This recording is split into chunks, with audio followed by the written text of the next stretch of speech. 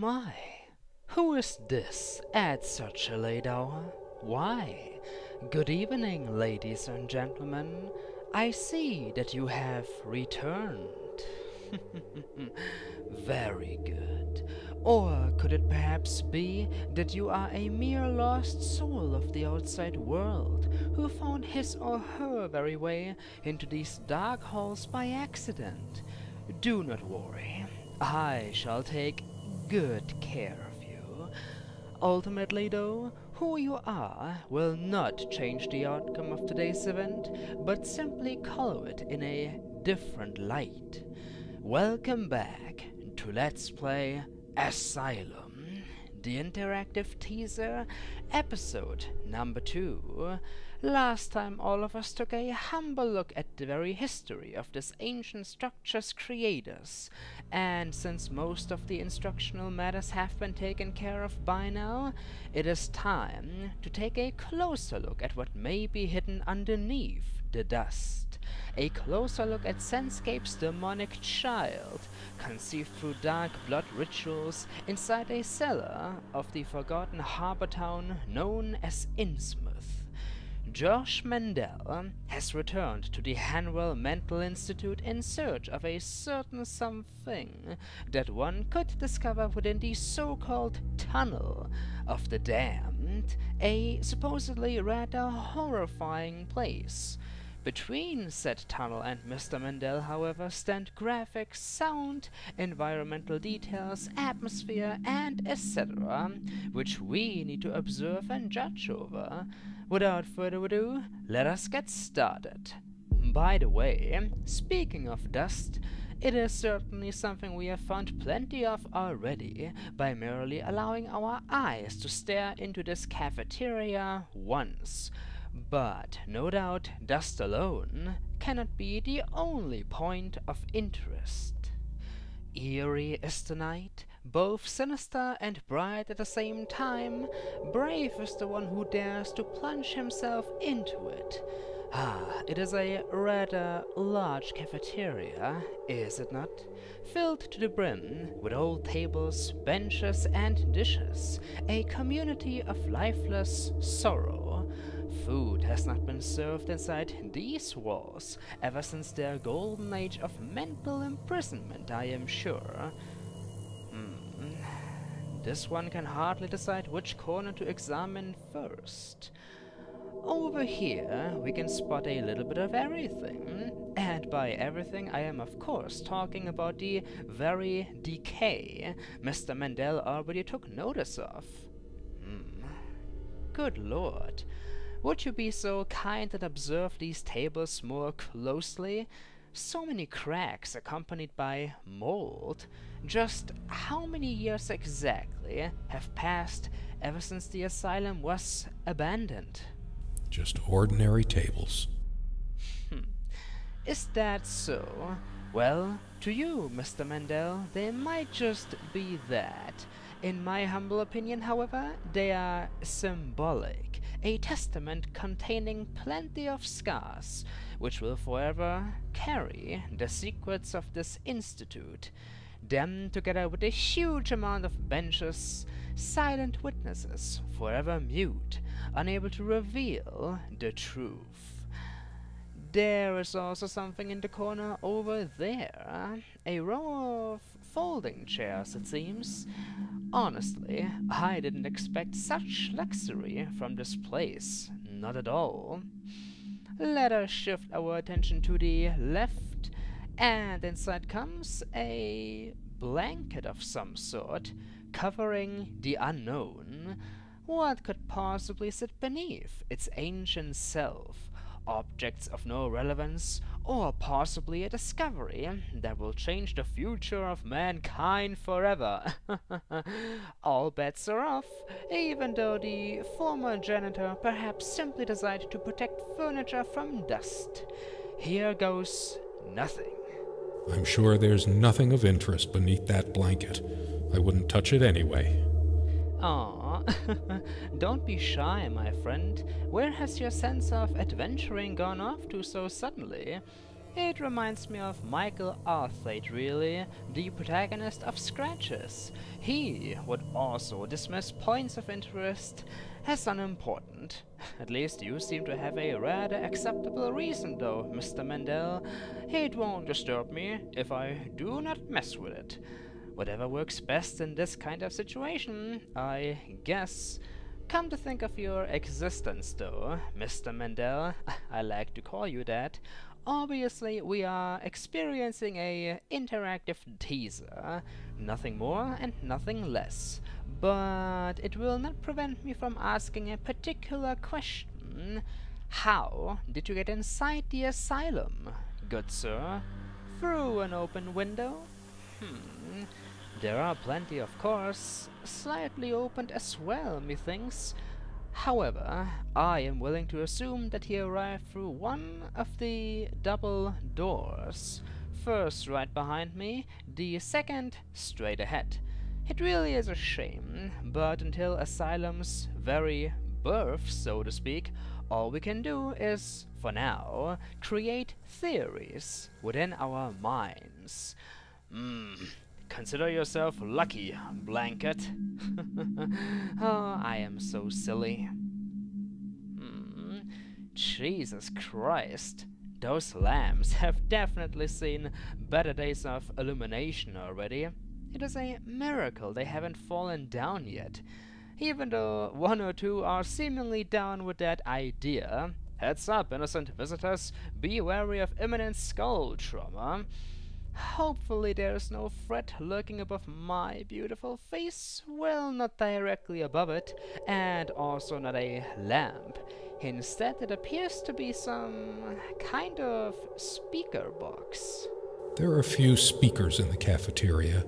They were used to play soothing music during the meals. Soothing music? How delightful. It ignites the flames of curiosity within. What kind of music would the mentally handicapped possibly listen to? And oh, I am by no means attempting to jest about the very nature of such individuals, but let us be frank here. The inmates of such a haunting structure were probably a little bit more than just handicapped. After all, Mr. Mendel said it himself. They were gobbling the stew, rubbing it on their faces. What kind of music would keep fragile minds like that calm within the tranquility of their own insanity? We won't be able to find out, for these speakers are so old, so very old, just as old as everything else, no doubt, broken down and non-functional. These walls. You can even see the very stone beneath the paper. Such a waste. More speakers? And last but not least, a button. I do wonder what it is meant to be for. Connects to an alarm system. That makes so much sense it actually bores me. Seriously though, in case of a riot, such a mechanical device is definitely useful to alarm everybody, to inform them about prisoners on the loose. And yes, I did call them prisoners a second ago, because what else would you be inside a mental institute, trapped inside a small cell of soft walls without escape?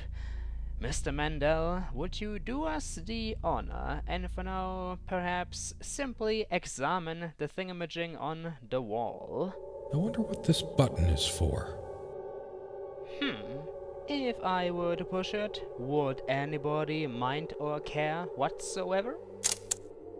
It's not working. Aw, my goodness me, it refuses to oblige. Within a building that hasn't seen any activity in years. How unexpected, how amazing. Well, that about takes care of the cafeteria's first half. My very thoughts this far, to make a long story slightly less eternal, I have fallen in love once again. These graphics, that art style, everything so very detailed beyond belief. Not a single scratch that fails to catch my attention. I could stand completely still right here for another hour or two in order to absorb both the atmosphere and ominous music. Those of you ladies and gentlemen who have seen my very Let's Play of Scratches should be familiar with the fact that MisterTSC can talk for a good amount of 20 to 30 minutes without ever putting one foot in front of the other, examining one and the same room. Such is my specialty. It is what I do. Now then, shall we move towards the center of the cafeteria? Hold it. Uh-oh. Are those the sounds of flies penetrating my ears? Flies. Bothersome little creatures. Servants of the burning hells. Sounds like a group of them. What are they doing here? And can I allow myself to turn towards the source from which the noises seem to be originating? Oh. What have we here? Spoiled food, and it has become a paradise for tiny organisms of Mother Nature. Nobody except them desires to empty this plate anymore, believe it. It makes me raise another eyebrow though. Who exactly left this here? Was the Hanwell Mental Institute abandoned out of the blue? In such a hurry that absolutely nobody had time to put anything away anymore? Obviously the structure is quite old, but the food makes it seem as if there had been a session of mealtime in progress, one that was suddenly interrupted for a peculiar reason. Disgusting. My thoughts exactly, Mr. Mendel. Anything else by chance? There is a random board of wood over there on the table. I am saying that a lot, am I not? What's going on in here? Some of the tables themselves are bent. Jesus. Here we have a rack, or maybe bandages, and of course so much dust, loads of dust, both on the ground and objects, as well as within the air, gently dancing through the pale moonlight, which oh so desperately forces its way through the dirt-covered windows. So much effort is required to keep your focus within this cafeteria.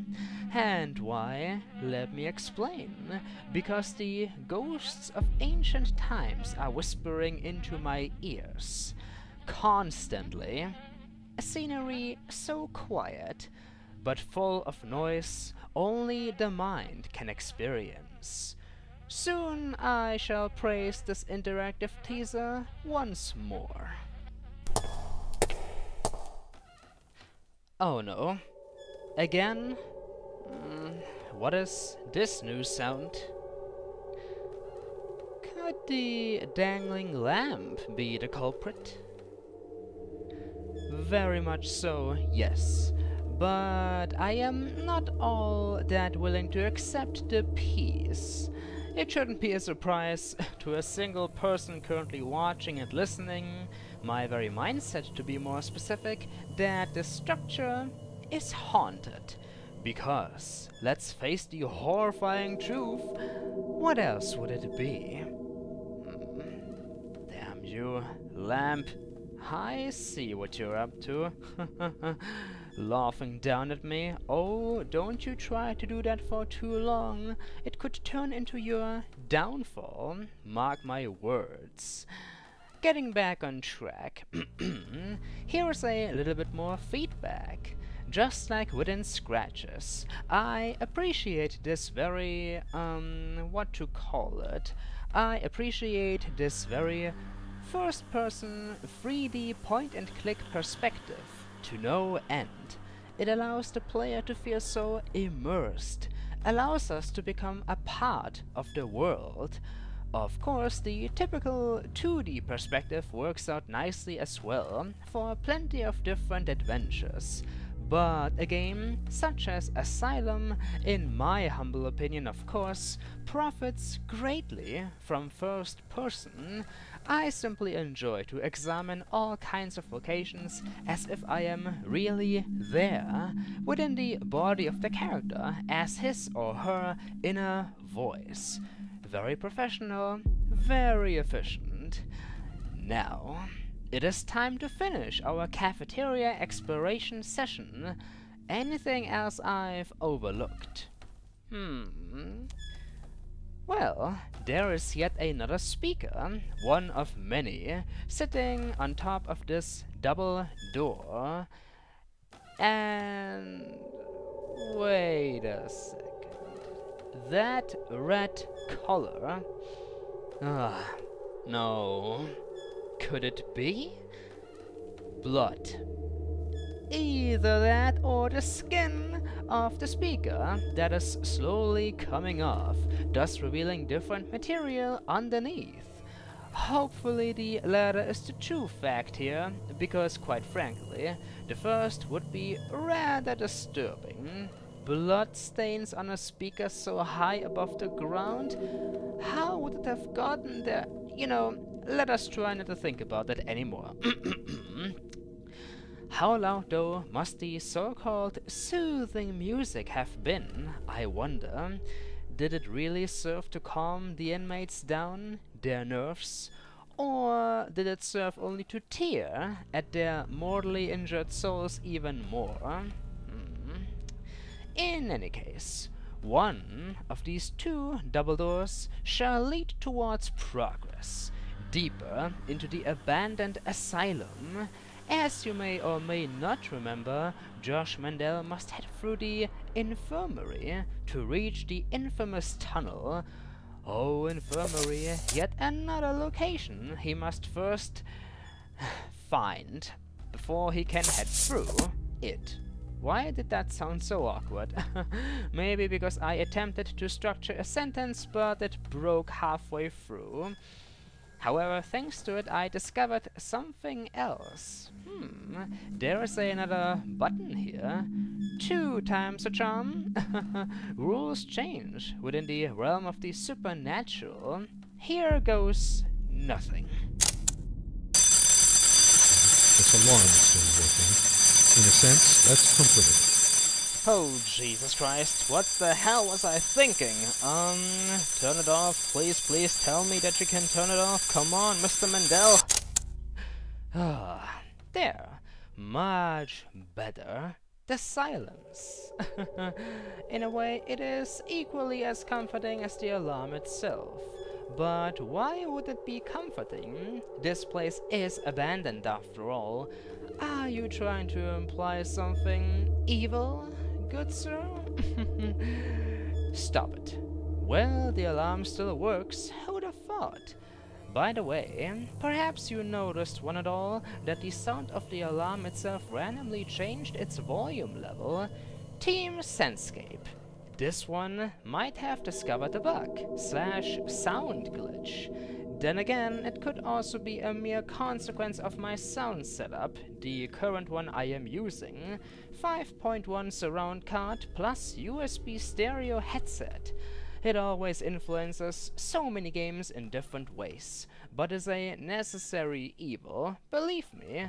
Oh well, just something to consider. Store that thought away, that very hint sound bug would. However, that alarm still working? How? I am not exactly a technical / mechanical genius, but normally alarm systems such as these require electricity, correct? Maybe not. Maybe I am making a fool out of myself, but if I am right about this, then just how? The lamps are dead, as we can all see, probably even without light bulbs, since the old ones either bursted apart, rotted away, or God knows what else. Thankfully, I am the only soul in here, so nobody should have feared that fossil awaken. We are alone, right? Another topic I do not wish to think about any further. I only now noticed all the leaves on the floor. So many of them. So much trash everywhere. The glass above still looks somewhat healthy, but it could also be that I am simply not seeing the holes within the countless windows. Very well then, ladies and gentlemen, one and all, I'd say we spent enough quality time within the abandoned cafeteria, should we attempt to leave. Certainly, but before that, have a piece of my thoughts once more. This one room alone has already convinced me plenty to purchase Asylum eventually in the future. Everything is just so outstandingly perfect. The details, graphics, sounds, music, voice acting, and most importantly, atmosphere. Oh, all of these elements, they remind me so much of the Blackwood Manor, each element telling the human brain a dark history in a most subtle way. Only this asylum, in comparison to the manor, is not simply one small building, but a huge, decaying castle of secrets. I can hardly wait. Patience does not exist. Game of the year. That's it. Game of the year. Indeed, I made that statement. With all of that said and out of the way, can we leave, is the question. Something is blocking this door. Obviously Mr. Mandel didn't come through this double door. Or could it be that the developers themselves casted a containment spell, thus preventing me from going back into areas nobody is supposed to examine yet? I will not give up that easily. Never. Impossible. I can't go this way. Well, nobody should argue with that kind of logic. Why? Because the end. I did, however, notice yet another, maybe the first real, sound bug / sound glitch. Upon attempting to open the double door for the second time, its very sound effect disappeared completely. Team Senscape, send out the emergency evac once more. We've got a door in need of assistance. Thank you. But not all hope is lost yet, ladies and gentlemen, even though I could, no doubt, spend another day inside this chamber of delightful solitude. But not even my most loyal of TSC family members would appreciate that, I am sure. Moving on, back to the first double door. It shall provide me with progress.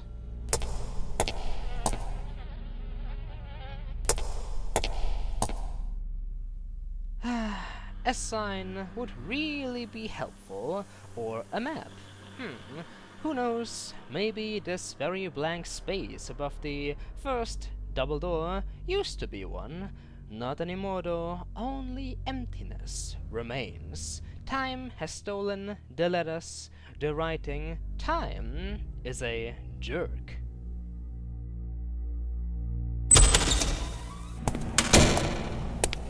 This corridor leads to the male patient wing. Ah, the male patient wing, eh? Very interesting. That is something I shall keep in mind for next time. Ladies and gentlemen, one and all, my humble name has been TheShadowCookie, aka MisterTSC, and you have been watching Let's Play Asylum the Interactive Teaser, episode number 2. I hope that I ignited some curiosity within your humble selves. I hope that I motivated you all to come back for more next time, the male patient wing. Until next time, I shall see you all then. It is quite amusing, isn't it? The outside world is so very close, yet so far away.